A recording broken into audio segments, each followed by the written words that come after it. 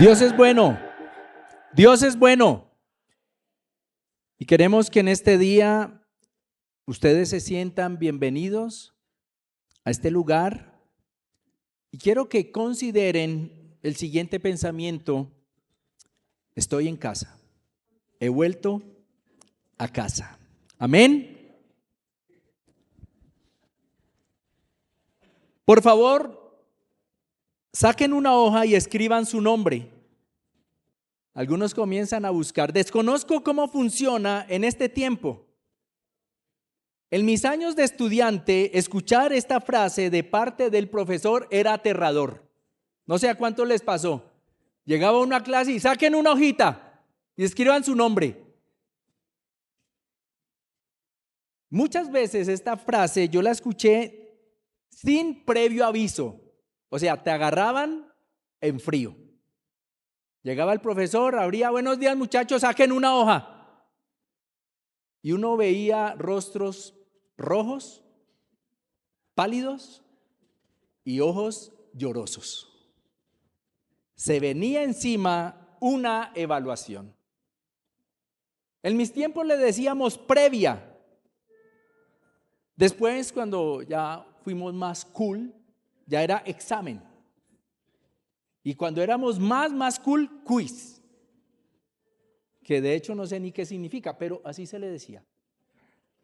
Lo cierto es que nos iban a evaluar. Y a menos que estuvieras preparado, seguramente ibas a pasar por un momento muy angustiante. Si te decían esa frase y tú estabas preparado, no había lío. Pero si te decían esa frase y te agarraban fuera de base, sabías que estabas en problemas. Evalúa tus proyectos.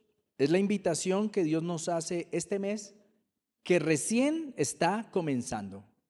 Ya estamos terminando el primer semestre de este 2024. Y Dios nos propuso un tema que sigue el tema general de este año, que son proyectos. Y entonces Dios nos propone que evaluemos nuestros proyectos. Ahora, quiero preguntar: ¿cuántos de los que estamos aquí tenemos proyectos? ¿Cuántos de aquí tenemos proyectos? El domingo pasado nos deleitamos con una predicación de nuestro pastor Mario Villamarín. Si no estuviste, hazte un favor, escúchala. La vas a encontrar fácilmente en nuestro canal de YouTube, ICD Cebosa, y ahí aparece la predicación de hace 8 días, que realmente fue maravillosa. Y en ella Dios nos dijo: vivir la vida, mi gran proyecto. Y como su título lo dice, fue una invitación a hacer de mi yo, mi primer gran proyecto. Y claro, por eso la frase toma sentido. ¿Cuál frase? ¿Qué haría yo sin mí? ¿Qué haría usted sin usted? Y por eso usted es su primer gran proyecto. Ahora, teniendo esto en mente, sería sensato decir que si yo soy mi gran proyecto, también debería ser evaluado ese proyecto. Y espero que estés de acuerdo conmigo. Todo proyecto serio debe ser evaluado. ¿Por qué? Porque un proyecto que es evaluado es optimizado. Y la evaluación es un proceso que nos ayuda a alcanzar mejores resultados y de manera más rápida. Entonces, si tú eres tu gran proyecto, debes también considerar evaluar ese proyecto. Claro, si tú quieres buenos resultados. Un ejemplo sencillo para comprendernos un poco mejor. Como esposo, yo tengo un proyecto. Mi proyecto es cada vez ser un mejor esposo. Cada día. Porque aunque yo diga estoy bien, soy un buen esposo, siempre en el escenario humano yo puedo ser mejor. Amén.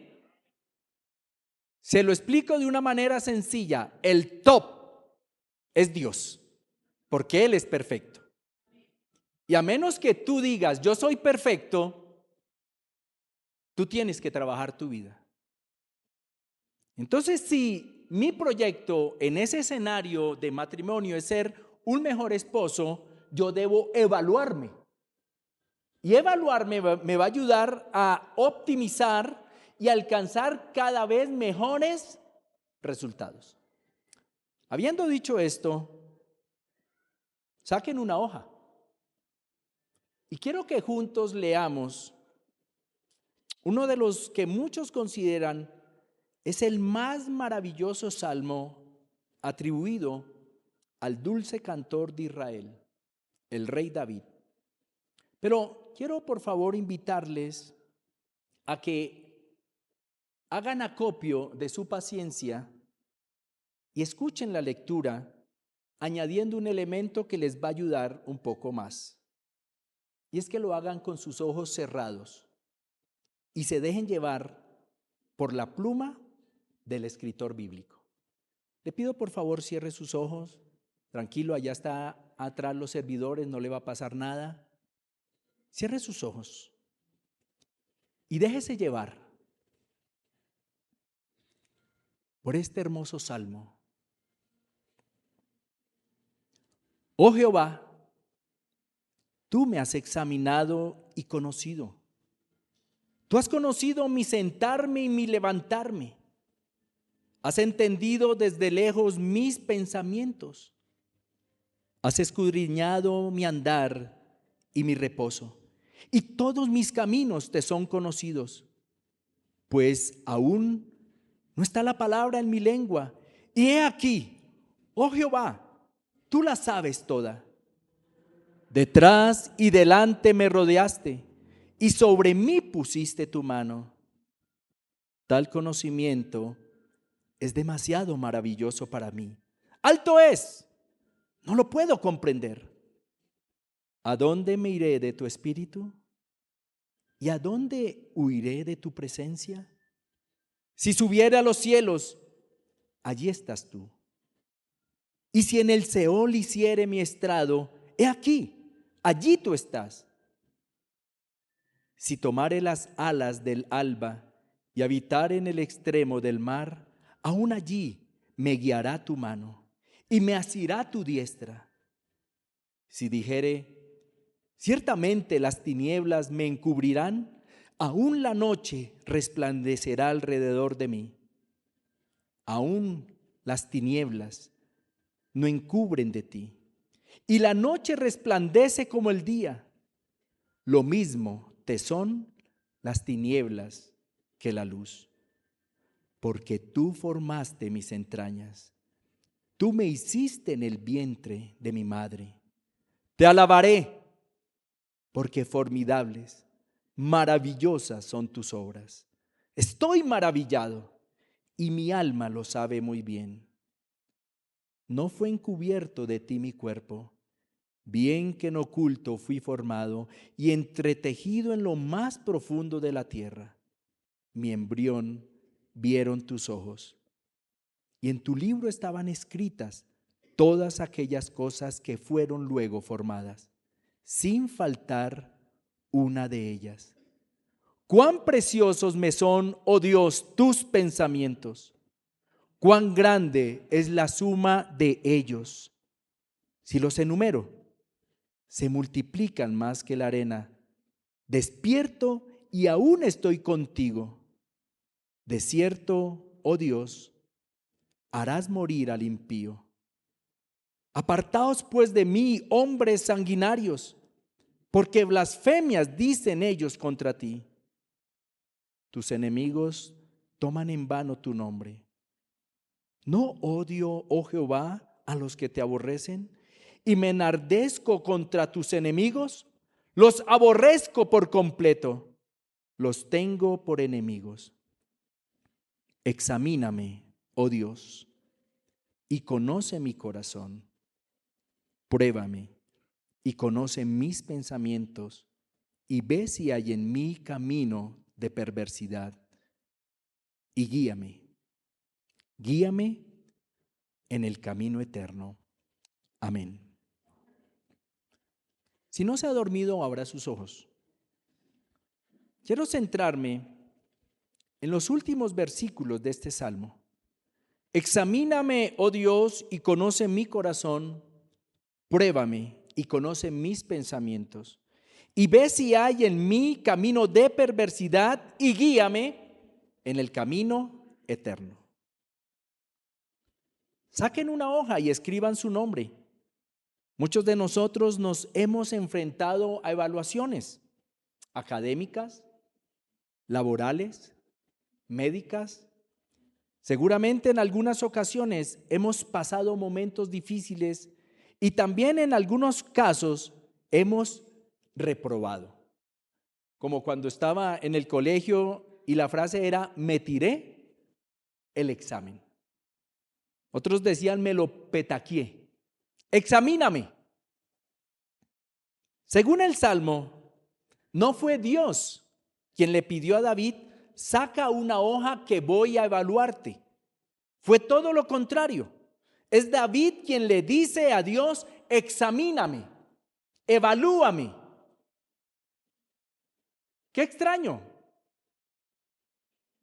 Yo nunca en el colegio recuerdo que algún compañero haya dicho: profesor, por favor, evalúenos. Seguramente le hubiera ido muy mal. Siempre era iniciativa del profesor. Pues qué ironía. En el caso de David fue todo lo contrario. Él es quien le pide a Dios: examíname, evalúame. Y cuando lees la historia del rey David, vas a encontrar a un hombre que fue un valiente y exitoso guerrero.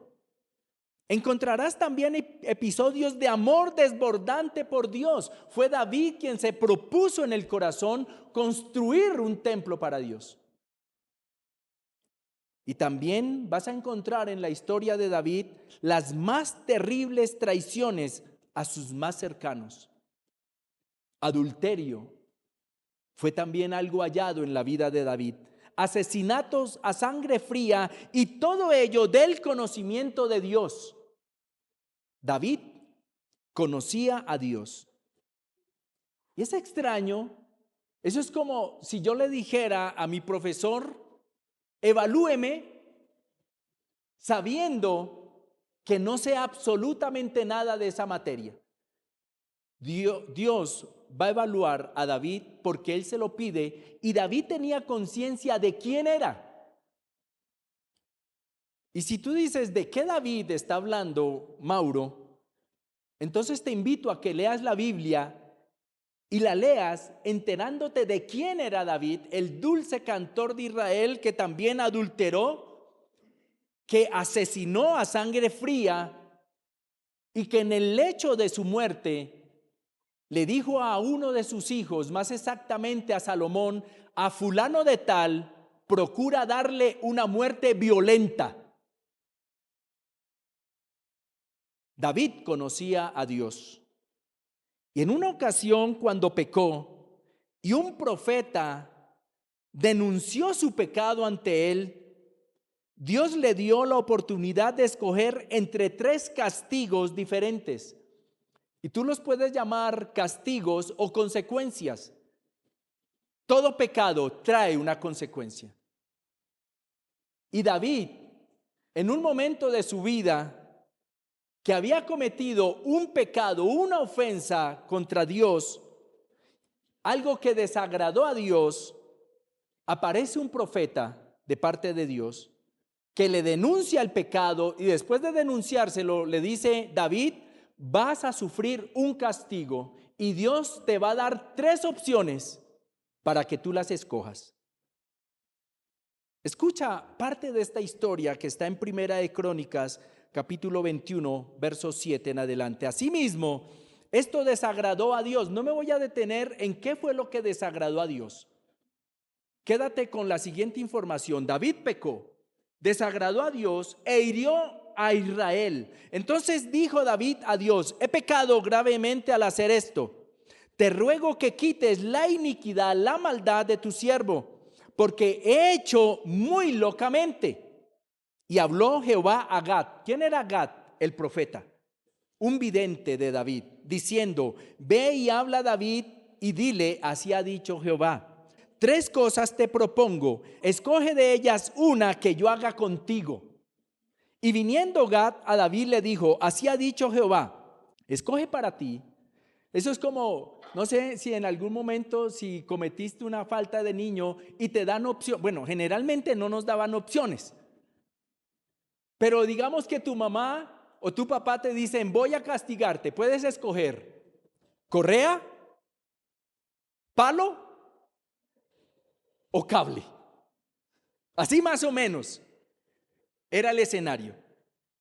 Entonces le dice: 3 años de hambre es una opción, o por 3 meses ser derrotado delante de tus enemigos con la espada de tus adversarios, o por 3 días la espada de Jehová, esto es, la peste en la tierra, y que el ángel de Jehová haga destrucción en todos los términos de Israel. Mira pues, ¿qué responderé al que me ha enviado? Es decir, le dice el profeta a David: David, tengo que darle una razón a Dios. Así que escoge 3 años de hambre, 3 meses de derrotado por tus enemigos, o 3 días en la mano del Señor. Entonces David, que conocía a Dios, dijo al profeta: estoy en grande angustia, ruego, escuchen la respuesta de David, ruego que yo caiga en la mano de Jehová, porque sus misericordias son muchas en extremo, pero que no caiga en manos de hombres. Increíble. David tenía temor de caer en manos de hombres, mas no en las manos del Señor. ¿Por qué? Porque sus misericordias son en extremo infinitas.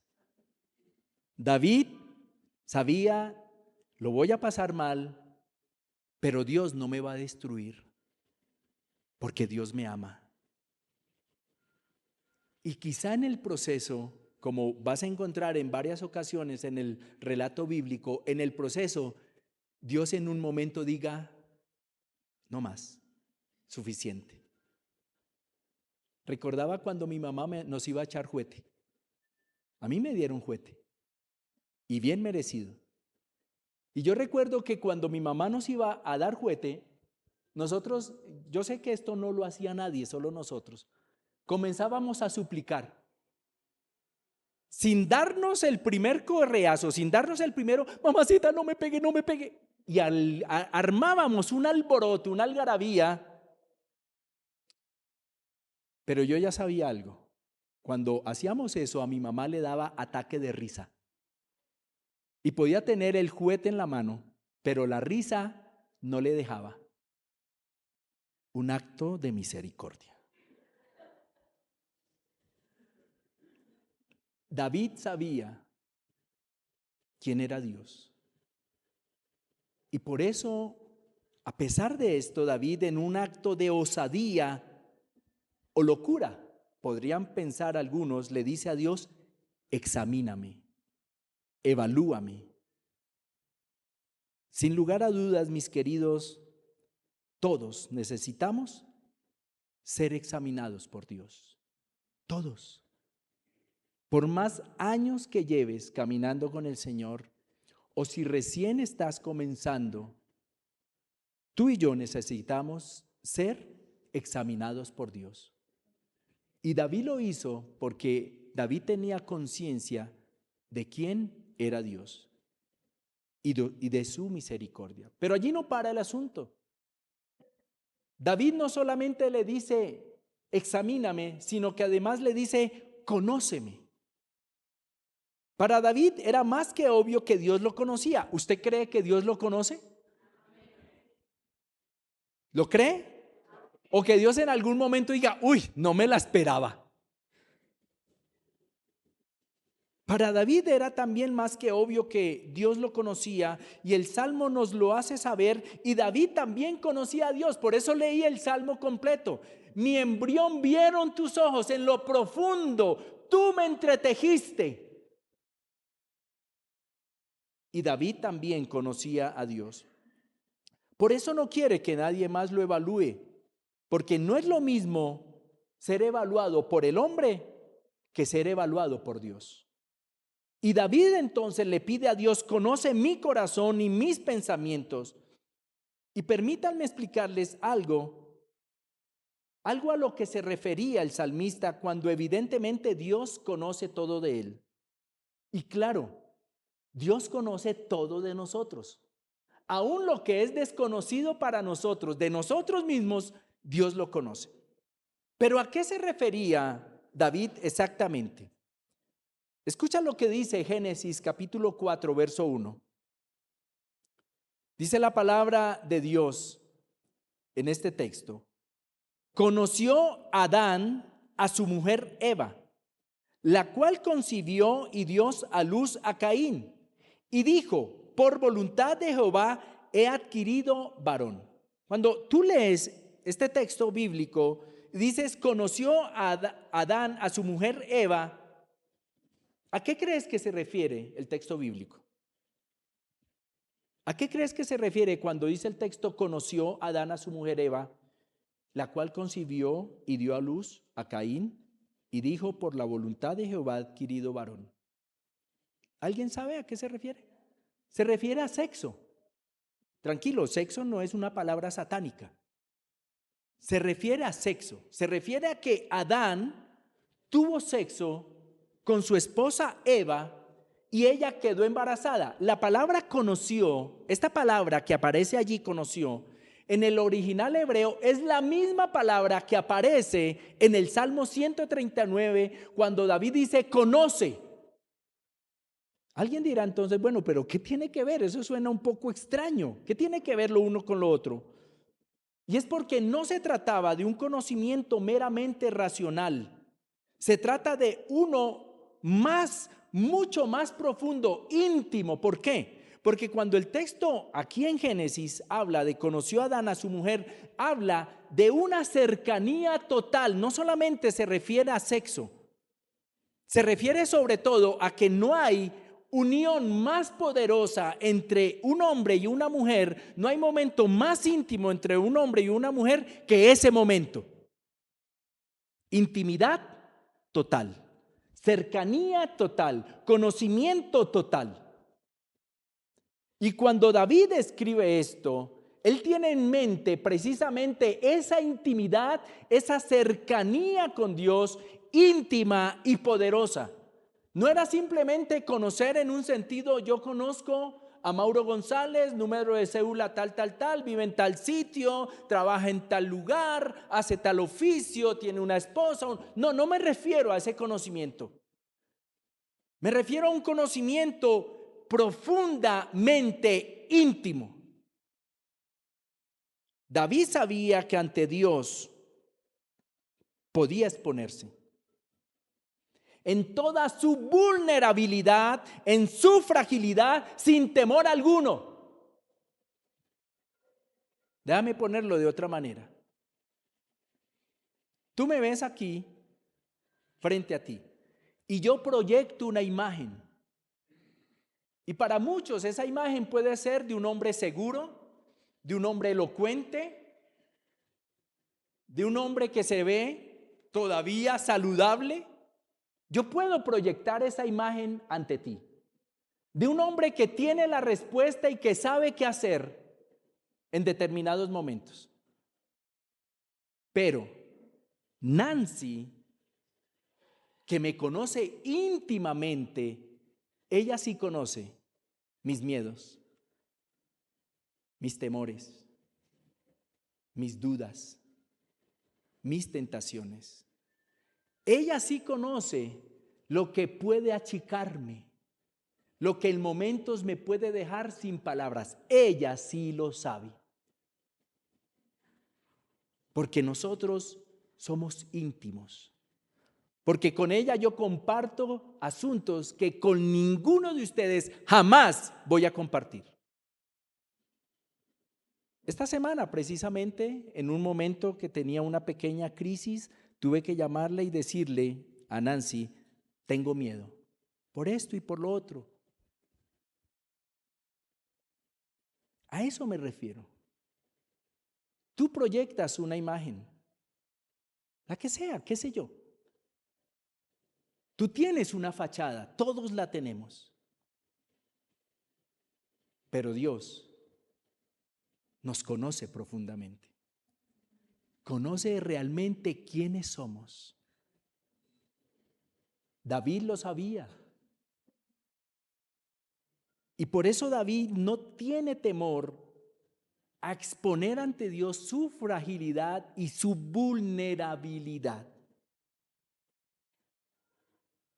A eso se refiere conocer.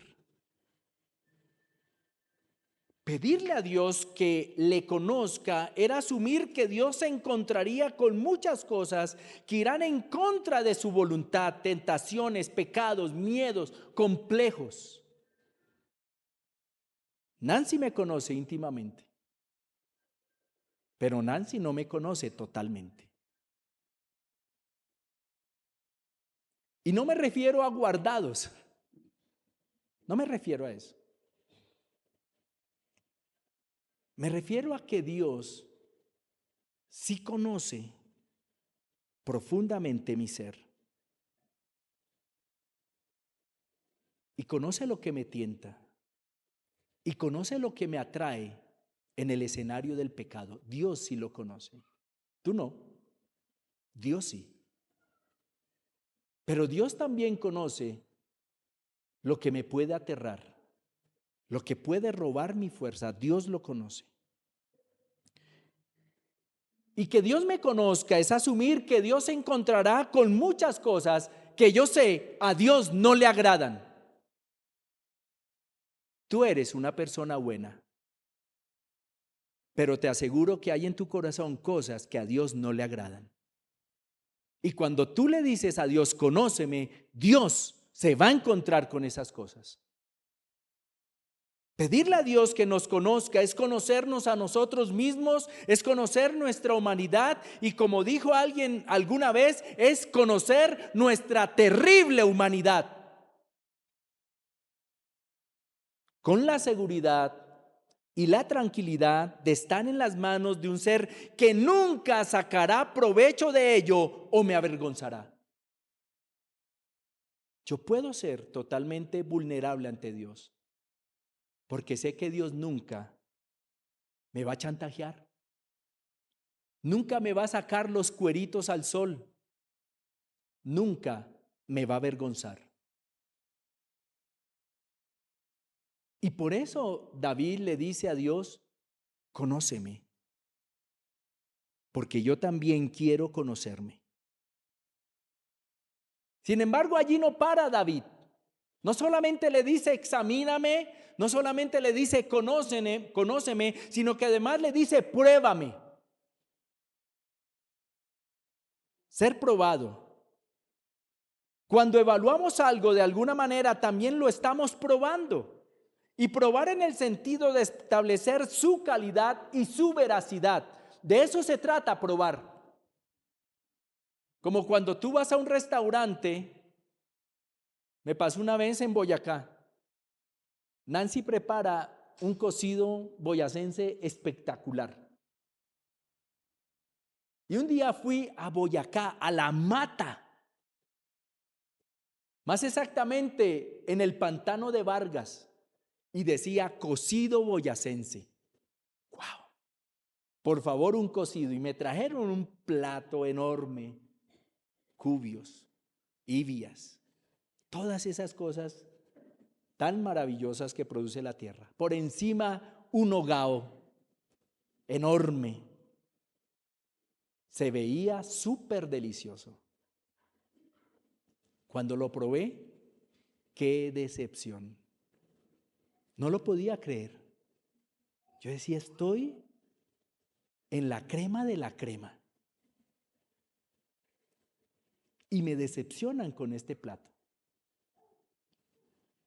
Había que probarlo. En mi trabajo con oro, a pesar de los años de experiencia que tengo, siempre yo pruebo el oro. Así vea su color, peso y aún las contramarcas, no me confío de ello. Y muchas personas me han llegado con artículos amarillos y brillantes y me dicen, pastor, ¿esto es oro? Y yo lo miro, no lo sé. ¿Luego usted no es joyero? ¿Luego usted no? Sí, claro, yo soy joyero. Pero yo no me confío de ello. Y utilizo un ácido para tal tarea. Y así certifico algo que a primera vista puede parecer. ¿Saben, mis queridos? David le dice a Dios, pruébame. Porque hay una fachada, yo proyecto una imagen, pero necesito ser probado para certificar si soy lo que digo ser. A pesar de su caída humanidad, David estaba seguro de sus deseos más profundos. Y a pesar de esos momentos en los que se dejó llevar por sus arrebatos pecaminosos, David estaba seguro de sus reales intenciones.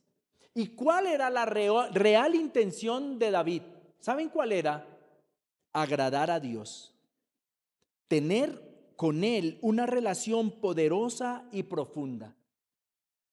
Así David se expone de manera gozosa y esperanzadora, pues él sabía en quién había creído. Un Dios soberanamente amoroso que no está interesado en reprobarle o acusarle.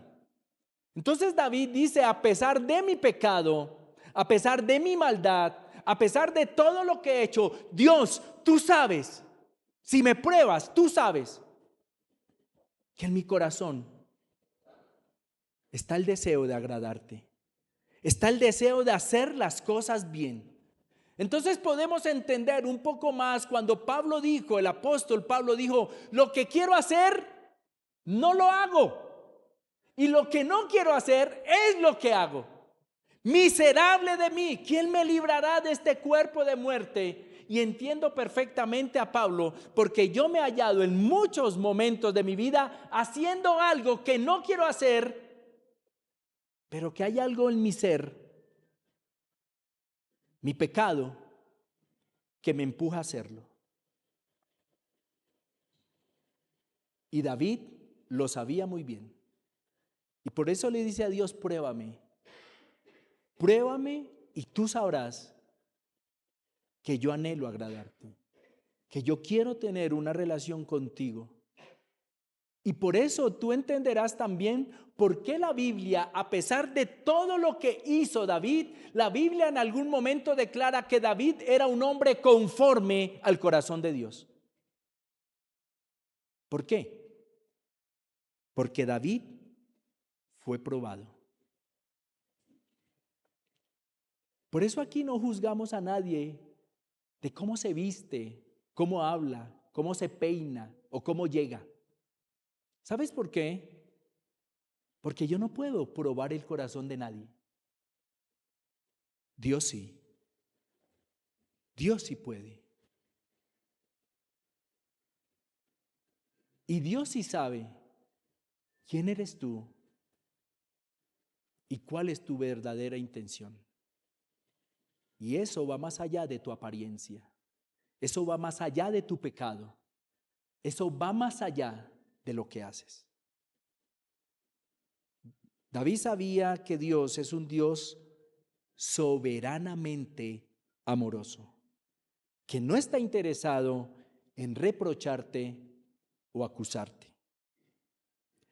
Cuando estábamos frente a un buen maestro, al ser evaluados, él obtiene una información para saber cuáles son nuestras fortalezas y también nuestras debilidades. Y de esta manera poder ayudarnos en ese crecimiento académico. A mí me parece tan triste encontrarme con maestros que su primera intención es rajar a todo el mundo. Rajar a todo el mundo.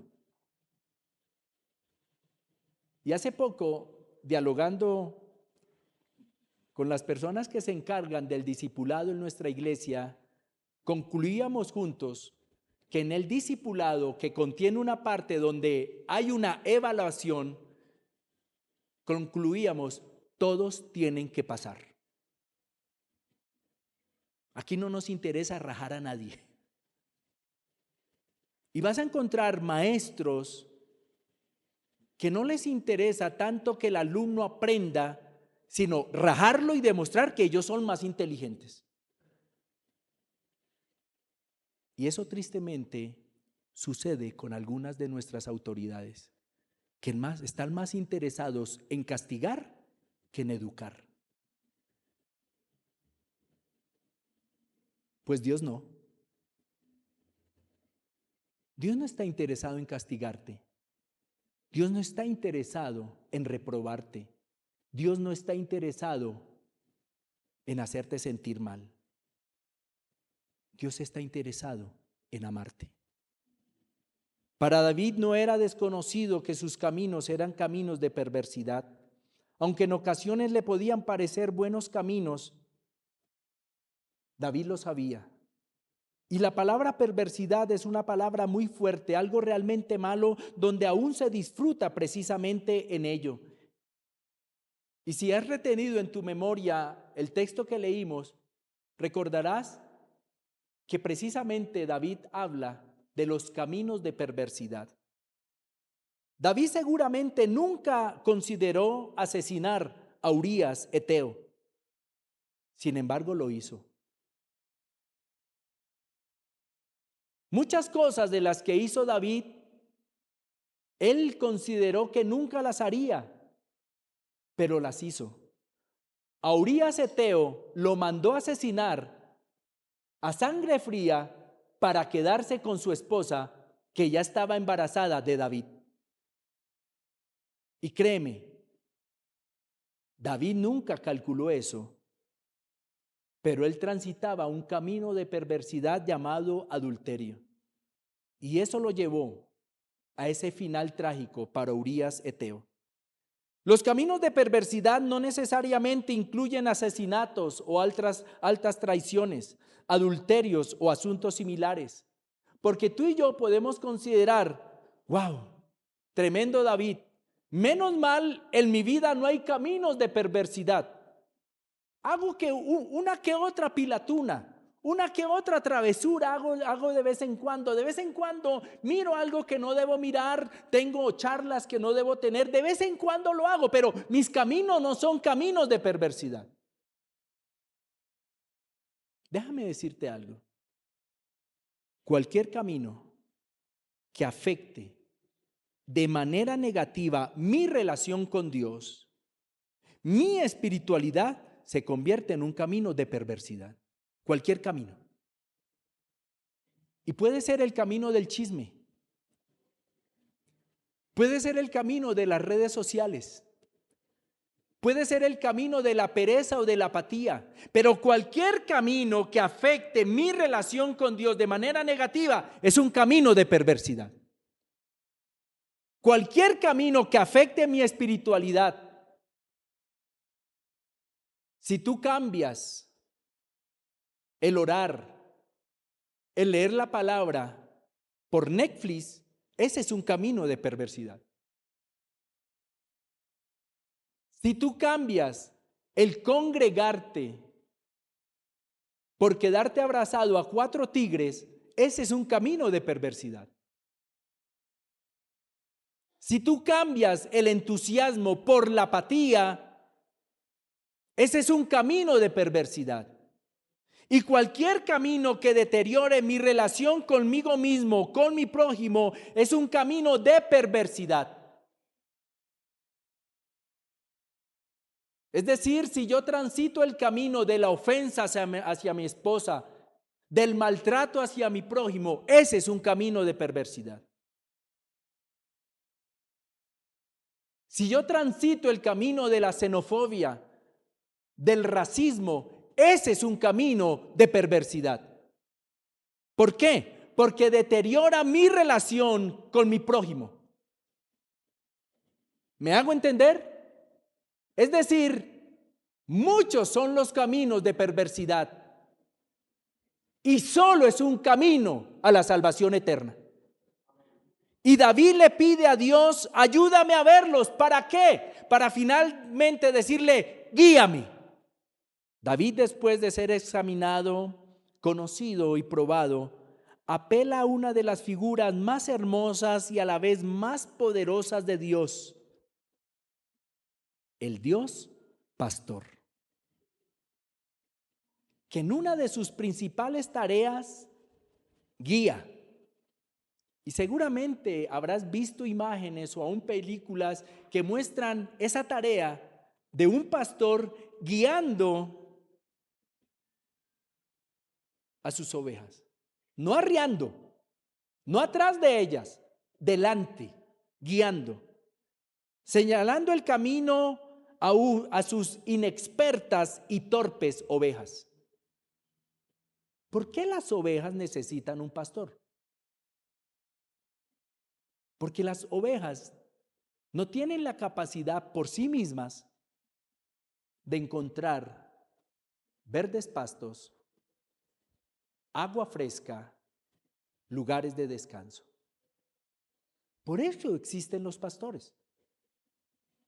Entonces David, que fue también pastor de joven, trae esa imagen a su memoria y dice: yo necesito de mi Dios pastor, porque Él tiene la capacidad de guiarme.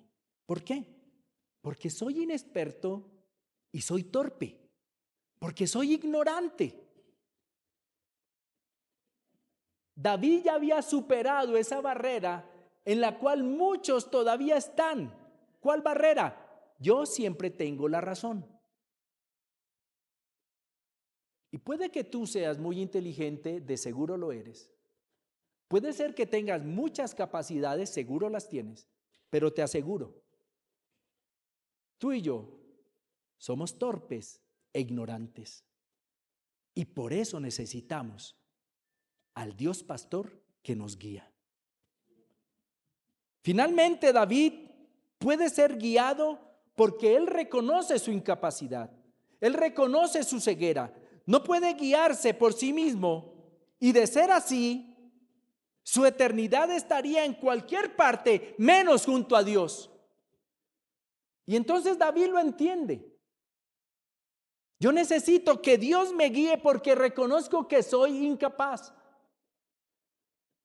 Porque si tomo la decisión de guiarme por mí mismo, ese camino me va a llevar a algún sitio, pero seguro no va a ser el sitio que Dios tiene para mí. Y entonces yo alcanzo a imaginar a David en medio de la quietud de su ser, en el escenario de la reflexión. Él, seguramente asqueado de su propia maldad, harto de su proceder, decide: Dios, guíame, guíame por el camino que me lleva a la eternidad. Mis amados, dejarse guiar por Dios es tener un final seguro con Él. Y puede que tú estés hoy aquí sentado, y puede que tú estés escuchando atentamente la palabra. Eso no asegura que tú estés siendo guiado por Dios. Y por eso quiero que tú también alcances a imaginar ese escenario en el que tú reflexionas y hoy tomas la decisión. Si quieres dejar que Dios guíe tu camino, porque dejarse guiar por Dios es caminar en la vida abundante que Dios nos entregó a través de Jesús. Ese es el final de la evaluación. Un final que a su vez es un comienzo. Un comienzo que contiene eternidad con Dios y santidad. Y hoy Dios te dice a ti, mi querido y querida, saca una hoja y escribe tu nombre. Y si tú quieres, te voy a examinar, te voy a conocer, te voy a probar. Y si al final tú decides que yo te guíe, nuestro buen Dios y pastor nos dice en esta mañana, yo te voy a guiar.